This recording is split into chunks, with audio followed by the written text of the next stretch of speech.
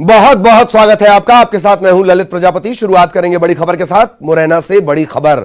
चंबल नदी में हादसा हुआ है। नहाने गए 3 सगे भाई नदी में डूब गए। तीनों की नदी में डूबने से मौत हो गई है। धौलपुर के सभी रहने वाले थे। तीनों के शव बाहर निकाल लिए गए हैं। चंबल राजघाट की ये घटना है।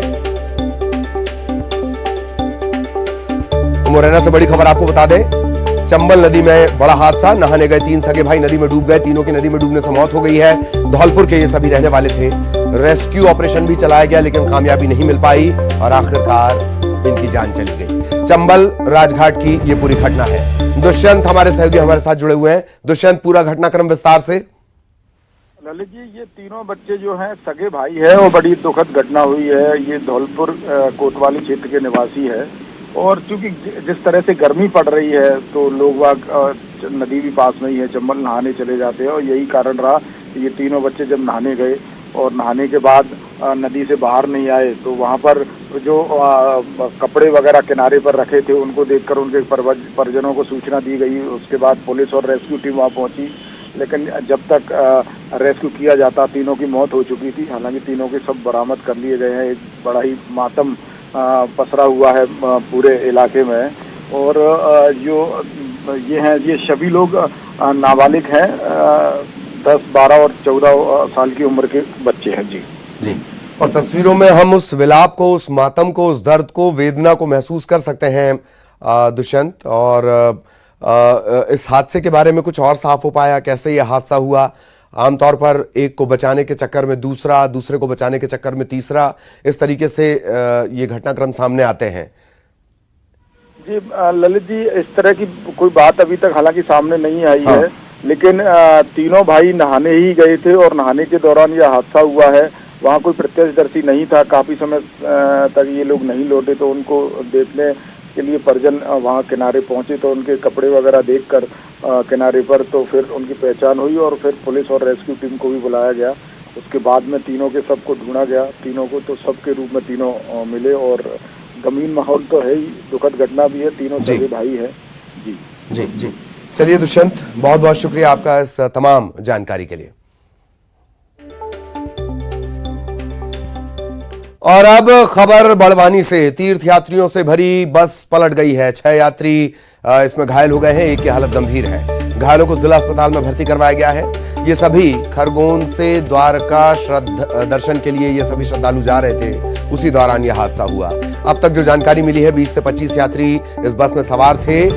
खंडवा बड़ौदा हाईवे पर देर रात यह हादसा हुआ। दुखद हादसा। 6 लोग घायल, एक की हालत गंभीर।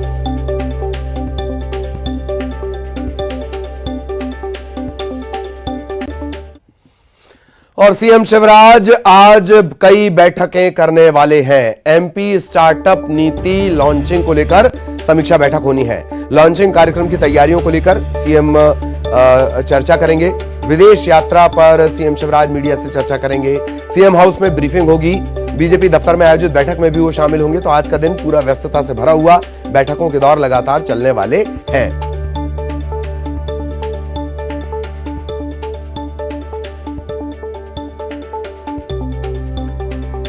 और सहयोगी रंजना इस वक्त हमारे साथ जुड़ी हुई हैं। रंजना के पास आपको लिए चलेंगे क्या कुछ ये बैठकें चलने वाली हैं। रंजना आपको नजर आ रही होंगी। रंजना, आज लगातार बैठकों का दौर, विस्तार से जानकारी दें जरा।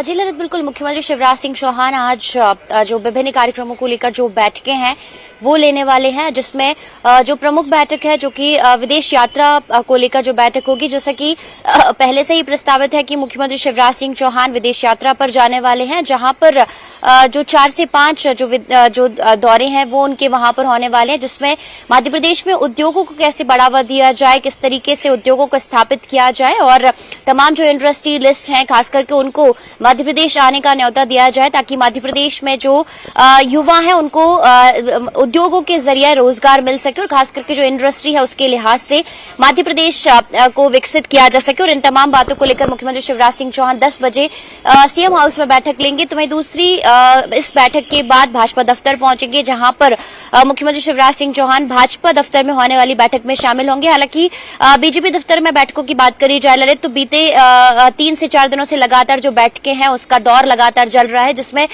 मध्य प्रदेश में साल 2023 के विधानसभा चुनावों को लेकर रणनीति तैयार हो रही है। तो वहीं अन्य कार्यक्रमों को लेकर जो रूपरेखा है वो भी तैयार की जा रही है। तो वहीं स्टार्टअप पॉलिसी की लॉन्चिंग को लेकर आज मुख्यमंत्री शिवराज सिंह चौहान देर रात बैठक लेंगे, जिसमें स्टार्टअप में किस तरीके से युवाओं का रुझान है, किस तरीके से जो नए स्टार्टअप को लेकर युवा हैं वो आगे आ रहे हैं। तमाम बातों को लेकर जो बैठकों का दौर है वो सुबह से लेकर देर रात तक जारी रहेगा। ललित बिल्कुल, और सुबह से लेकर लगातार।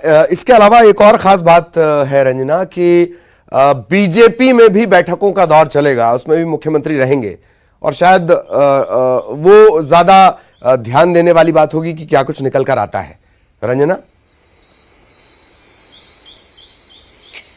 जी ललित, बिल्कुल सही कहा आपने, क्योंकि भाजपा दफ्तर में लगातार जो बैठकें हैं वो 2 से 3 दिनों से लगातार जारी है और सुबह से लेकर शाम तक जो बैठक है उसमें भाजपा दफ्तर में हो रही है, जिसमें खुद सीएम शिवराज सिंह चौहान शामिल हो रहे हैं, जिसमें आगे की जो रणनीति खास करके साल 2023 के विधानसभा चुनावों को लेकर जो रणनीति है वो तैयार हो रही है। तो वहीं तमाम जो योजना है उसको लेकर जो मंथन भी किया जा रहा है कि आखिर मध्य प्रदेश में अगर जनता की जो समस्याएं हैं, अधिकारी अगर भ्रष्टाचार में लिप्त है तो उनको किस तरीके से कंट्रोल करना है। तो इन तमाम बातों को लेकर जो सीएम शिवराज सिंह चौहान का भाजपा दफ्तर में मंथन है वो लगातार जारी, और आज भी बैठक होगी जिसमें कई तरह की बातें हैं जो निकलकर सामने आएंगी। और सुबह से लेकर जो शाम तक अगर कहें तो कई घंटों का जो मंथन है वो भाजपा दफ्तर में देखने को मिलेगा।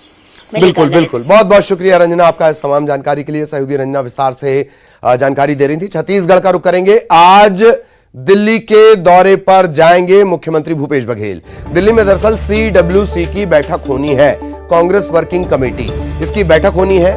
बैठक का एजेंडा है चिंतन शिविर। दिल्ली में बैठक है, बैठक का एजेंडा है चिंतन शिविर। दरअसल उदयपुर में 13 मई से कांग्रेस का चिंतन शिविर है, इसे लेकर इस बैठक में मंथन होगा।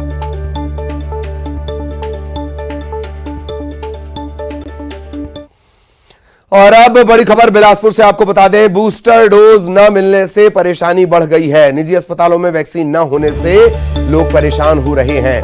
5,20,000 लोगों को मैसेज आ चुका है बूस्टर डोज लगवाने का।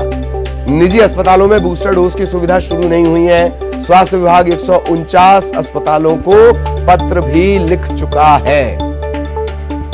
विनोद हमारे साथ जुड़े हुए हैं। विनोद, ये परेशानी या ये गफलत हुई कैसे?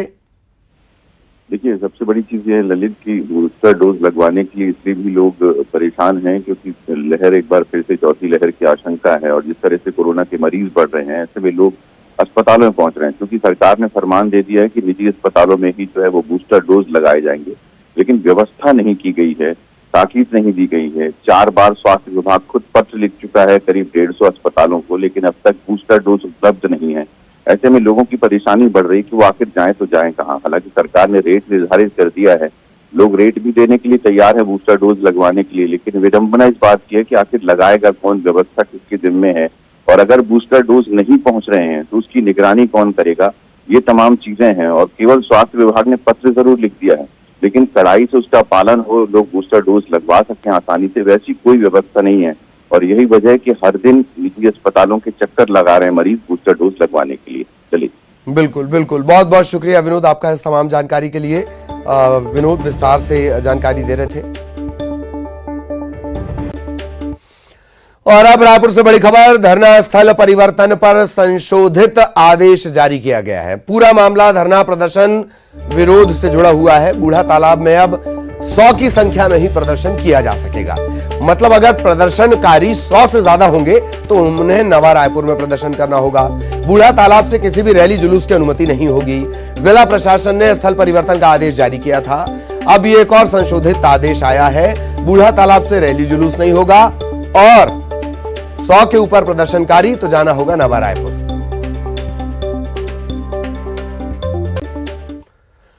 दुर्ग से बड़ी खबर इस वक्त मिल रही है। धान संग्रहण केंद्र में आग लगी है और सैकड़ों बोरा धान जलकर खाक हो गया है। फायर ब्रिगेड ने हालांकि आग पर काबू पा लिया है। उतई थाना क्षेत्र की ये पूरी घटना है। दुर्ग में धान संग्रहण केंद्र, दुर्ग के उतई में धान संग्रहण केंद्र में आग लग गई। सैकड़ों बोरा धान जलकर खाक हो गया। फायर ब्रिगेड ने आग पर काबू पा लिया है।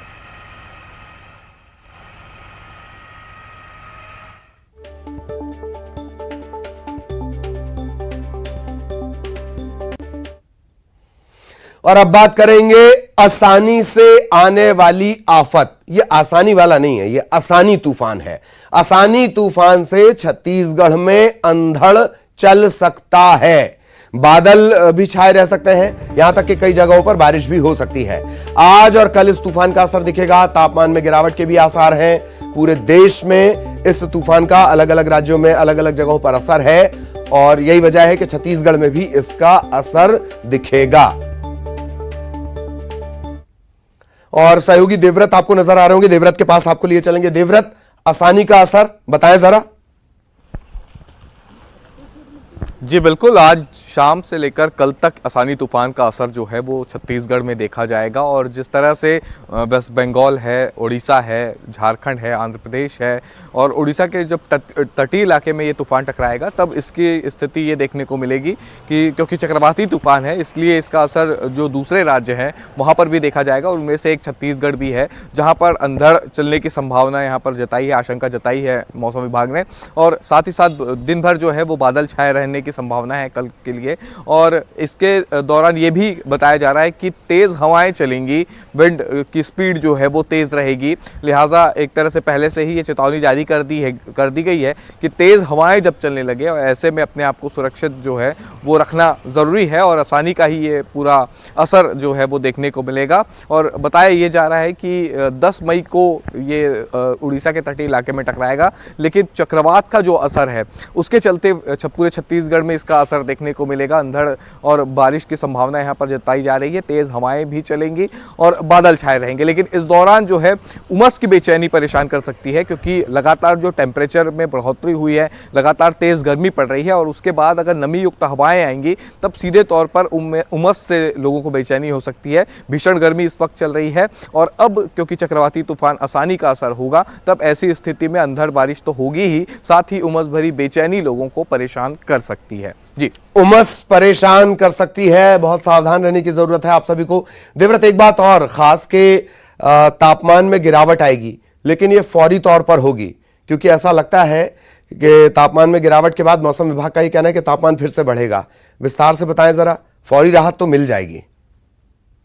जी, क्योंकि जिस तरह से मौसम विज्ञानियों से हमने बात की और मौसम विभाग का ये कहना है कि चक्रवाती तूफान जब आएगा तब उससे जो तेज़ हवाएं चलेंगी और तेज़ हवाएं जब चलेगी तब उसका असर छत्तीसगढ़ में देखने को मिलेगा। यहाँ पर भी अंधड़ चलेगी और जो हवाएं चलेंगी, जो तेज़ विंड होगी वो नमी युक्त होगी और इससे तापमान में गिरावट आएगी, जिससे गर्मी तो कम होगी लेकिन क्योंकि ये नमी युक्त हवा रहेगी इसलिए मॉइस्चर क्रिएट होगा और इसकी वजह से उमस हो सकती है। क्योंकि एक साथ सीधे टेम्परेचर जब बढ़ता है, भीषण गर्मी होती है और उसके बाद मौसम में बदलाव होता है और नमी आती है तब उमस जो है वो ज़्यादा होने लगती है। और क्योंकि जब गर्मी के दिनों में अगर आप समुद्र के किनारे वाले इलाके में जाएंगे तब वहाँ पर इस तरह की अनुभूति होती है कि एक तरह से उमस की जो है फीलिंग आती है। तो वही स्थिति जो है वो अभी चक्रवाती तूफान के असर की वजह से देखने को मिलेगी, जहाँ पर उमस की वजह से लोगों को एक तरह से परेशानी हो सकती है, उमस बेचैन कर सकती है। बिल्कुल। बहुत बहुत शुक्रिया आप देवव्रत, आपका इस तमाम जानकारी के लिए। देवव्रत विस्तार से जानकारी दे रहे थे। मौसम के हिसाब से आपको भी चलना होगा। और अब मध्य प्रदेश के लिए गर्मी भरी खबर। मध्य प्रदेश में अभी गर्मी और सताएगी। मई का चौथा हफ्ता आपको झुलसा सकता है। तापमान कहां पहुंचेगा? 46 से 47 डिग्री तक। भोपाल समेत पूरे प्रदेश में लगातार तापमान बढ़ रहा है। ग्वालियर, चंबल, सागर, रीवा इन संभाग में दिन के तापमान में इजाफा हो सकता है। प्रदेश में फिलहाल कोई भी पश्चिमी विक्षोभ सक्रिय नहीं है। नमी की मात्रा घटने से दिन का तापमान बढ़ेगा। बहुत सावधान रहें।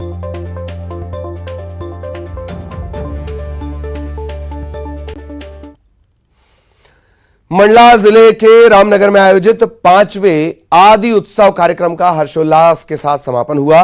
समापन के कार्यक्रम में केंद्रीय जनजातीय विकास राज्य मंत्री रेणुका सिंह और केंद्रीय इस्पात और ग्रामीण विकास राज्य मंत्री फग्गन सिंह कुलस्ते आदिवासी रंग में रंगे नजर आए। पारंपरिक धुनों पर मंत्री रेणुका सिंह, फग्गन सिंह कुलस्ते कलाकारों के साथ जमकर थिरकते हुए नजर आए। मंत्री फग्गन सिंह ढोलक लेकर नाचते भी दिखाई दिए। इस आदि उत्सव कार्यक्रम के समापन के मौके पर कई सांस्कृतिक कार्यक्रम हुए।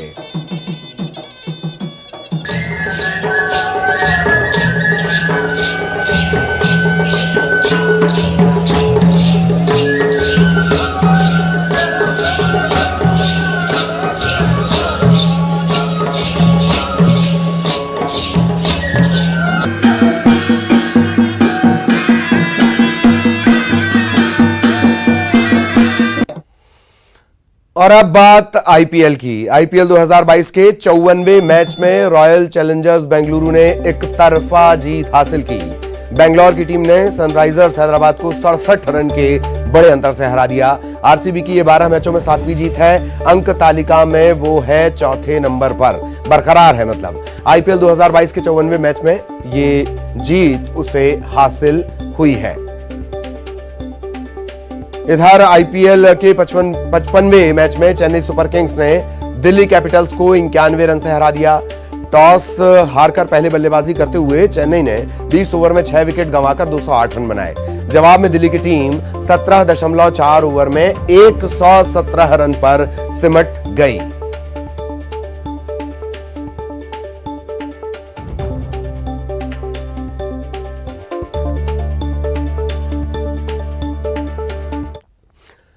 खबर बिलासपुर से। शहर में गर्मी और लू का कहर लगातार जारी है। लू की चपेट में 43 मरीज आए हैं। सिम्स ये पहुंचे हैं। डिहाइड्रेशन, सनबर्न, इस तरह के मामले भी सामने आए हैं। कई मरीज लगातार अस्पताल पहुंच रहे हैं। बहुत सावधान रहने की जरूरत। लगातार बढ़ती गर्मी और अभी इस गर्मी के कम होने के कहीं कोई आसार नहीं। गर्मी और लू का कहर यह है कि लू की चपेट में आए 43 मरीज सिम्स पहुंचे हैं। डिहाइड्रेशन से जुड़े मामले आ रहे हैं। सनबर्न के कई मामले आ रहे हैं और ये सभी अस्पताल पहुंच रहे हैं। लिहाजा जब तक जरूरी ना हो घरों से ना निकलें।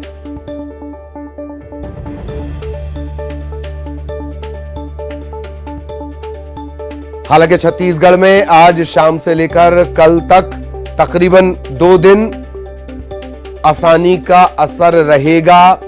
फौरी राहत मिलेगी, लेकिन यह भी चिपचिपी गर्मी देकर जाएगा। उमस भरी गर्मी इसमें भी रहेगी। इसके बाद तापमान में फिर होगा इजाफा। तो बिलासपुर का आपको बता दें, लू की चपेट में आए हैं 43 लोग। सिम्स ये पहुंचे हैं और लगातार अस्पतालों में मरीजों के पहुंचने का सिलसिला जारी है। सनबर्न की शिकायतें भी हैं। घर से निकलें तो कपड़ा लपेट कर निकले, सफेद कपड़ा। कोशिश ये करें हल्के रंग ही हो, सफेद हो तो मच बेटर। शीतल पेय का इस्तेमाल करें। एसी से अचानक धूप में और धूप से अचानक एसी में ना आए। इस तरह की छोटी छोटी सावधानियां आपको बरतनी है। पानी का खूब सेवन करें और किसी भी चीज को हल्के में ना लें। डिहाइड्रेशन की भी शिकायत हो तो उसे हल्के में बिल्कुल नहीं लेना है। चिकित्सकीय परामर्श, डॉक्टर की सलाह वो लेना ही लेना है। और इसी के साथ इस बुलेटिन में इतना ही। नमस्कार।